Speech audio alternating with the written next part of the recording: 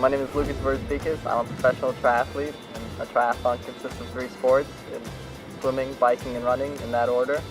And it ranges anywhere from a super sprint to an Ironman, which consists of a 2.5-mile swim, a 112-mile bike, and a marathon in the end. Well, I like to say I've been an athlete all my life. I mean, I actually grew up on the track because both my parents were track and field coaches, and my mother herself was an endurance athlete.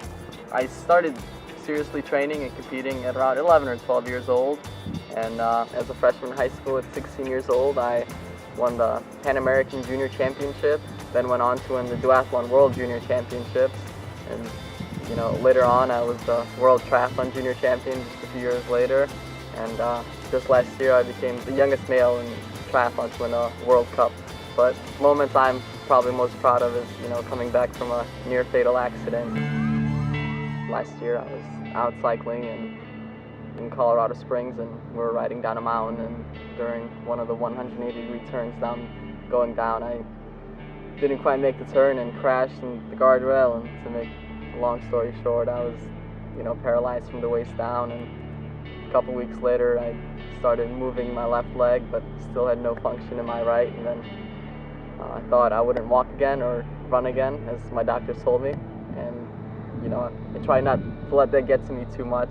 And I mean, the doubt was the most difficult part of the journey, I think. But then one day I started, having a little twitching in my right leg, and from that twitching it went to walking, and from the walking went to running, and back to training and racing again. I kept working hard, and in the end I overcame that, and here I am today.